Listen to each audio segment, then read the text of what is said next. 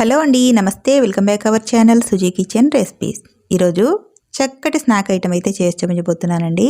దీనికోసం పెరుగు వాడాల్సిన అవసరం లేదు, అలాగే ఎక్కువసేపు పిండి కూడా నానబెట్టాల్సిన అవసరం లేదు. ఇన్స్టెంట్గా ప్రిపేర్ చేసుకునే ఆనియన్ బజ్జీ బొండా రెసిపీ అండి.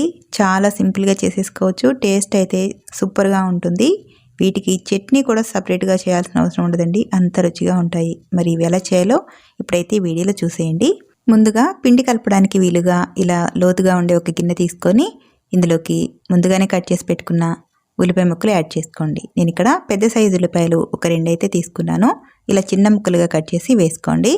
ఆ తర్వాత ఒక 3 పచ్చిమిర్చీలను తీసుకొని ఇలా వీలైనంత సన్నగా తరిగి వేసేసుకోండి. ఇప్పుడు ఒక 2 కరివేపాకు రెమ్మలు కూడా తీసుకొని వీలైనంత సన్నగా తరిగి వేసేసుకోండి. ఆ తర్వాత ఒక టేబుల్ స్పూన్ వరకు జీలకర్ర యాడ్ చేసుకోండి. ఇవి వేసిన తర్వాత ఇప్పుడు ఇందులోకి ఒక అరకప్పు వరకు అయితే మైదా పిండిని తీసుకోవాలి. అరకప్పు మైదా పిండి వేసిన తర్వాత ఇదే కప్పు మెజర్మెంట్తో ఒక అరకప్పు వరకు బియ్యం పిండి కూడా యాడ్ చేసుకోండి. అలాగే ఇదే కప్పు మెజర్మెంట్తో అరకప్పు కంటే కొంచెం తక్కువగా శనగపిండి తీసుకోండి. పావు కప్పు వరకు శనగపిండి తీసుకొని ఇలా వేసేసుకోండి. ఇప్పుడు ఇందులోకి రుచికి సరిపడా ఉప్పు వేసుకొని ఒక అర స్పూన్ వరకు కారం పొడి కూడా యాడ్ చేసుకోండి. ఇవన్నీ వేసిన తర్వాత ఈ బోండాలు చక్కగా పొంగడానికి ఒక అర స్పూన్ అయితే వంట సోడా యాడ్ చేసుకోండి. బోండాలు అనేవి చక్కగా గుళ్ళగా వస్తాయి. ఇలా అన్నీ కూడా వేసిన తర్వాత ఇప్పుడు ఈ పొడి పిండిని ఒకసారి కలిపేసుకుందాం. ఇవన్నీ కూడా చక్కగా కలిసేలాగా ఉల్లిపాయల్లోకి ఇలా మొత్తం కూడా ఒకసారి కలిపేసుకోండి. ఇలా కలిపిన తర్వాత 1 కప్పు వరకు అయితే నీళ్ళని తీసుకొని నీళ్ళు ఒకేసారి వేయకుండా ఇలా కొద్ది కొద్దిగా వేస్తూ ఈ పిండి అంతా కూడా బోండా కన్సిస్టెన్సీ వచ్చేలాగా చక్కగా మిక్స్ చేసుకోవాలి. ఉండలు అనేవి లేకుండా. నీళ్ళు మరీ ఎక్కువగా పట్టవండి, కొద్దిగా పడతాయి. మరీ గట్టిగా కాకుండా మరీ లూజ్గా కాకుండా ఇక్కడ వీడియోలో చూపిస్తున్న విధంగా పిండి కన్సిస్టెన్సీ ఇలా ఉండేలా కలిపేసుకోండి. ఇలా ఉంటే సరిపోతుంది. ఈ పిండి ఎక్కువ నానబెట్టాల్సిన అవసరం కూడా లేదండి. ఇలా పక్కన పెట్టేసుకొని స్టవ్ ఆన్ చేసి ఆయిల్ వేడి పెట్టుకుందాం. 5 నిమిషాలు అయితే ఈ ఆయిల్ కూడా చక్కగా వేడికిపోయింది. ఇప్పుడైతే బోండాలు అయితే వేసుకుందాము. పిండి చేతికి అంటుకోకుండా కొంచెం చేతిని తడి చేసుకొని మరీ ఎక్కువ పిండి తీసుకోకుండా ఇలా కొద్ది కొద్దిగా తీసుకొని మీడియం సైజ్ బోండాలు అయితే వేసేసుకోండి. పిండి అనేది లోపల చక్కగా ఉడుకుతుందండి. ముందుగానే ఆయిల్ వేడి పెట్టాం కాబట్టి ఎక్కువ వేడి ఉంటుంది. ఈ బోండాలు వేసేటప్పుడు సిమ్లో పెట్టేసి కళాయికి సరిపడినన్ని బోండాలు వేసుకొని మంటని మీడియం ఫ్లేమ్లో పెంచేసుకోండి.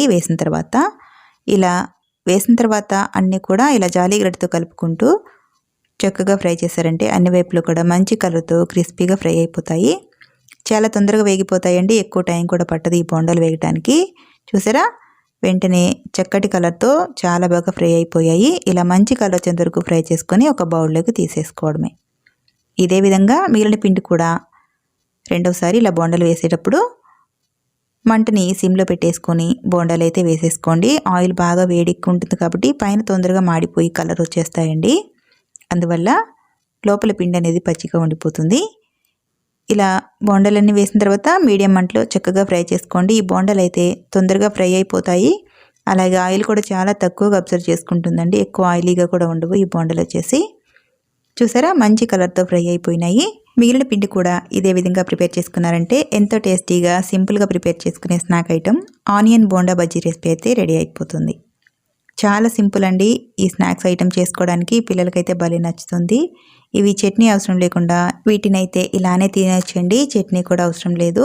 లేదంటే ఇంట్లో పెట్టుకున్న ఏదైనా ఆవకాయ ఉంటుంది కదా, దాంతో అయినా టేస్ట్ చేసుకోవచ్చండి. నేను ఇక్కడ పండుమిర్చి పచ్చడి అయితే తీసుకున్నాను. ఈ రెండింటి కాంబినేషన్ అయితే సూపర్గా ఉంది. నార్మల్గా తిన్నా కూడా టేస్ట్ చాలా బాగున్నాయండి. పిల్లలకైతే భలే నచ్చుతుంది. చూడండి, ఒకటి తుంచి చూపిస్తున్నాను, లోపల ఎంత బౌల్గా వచ్చిందో.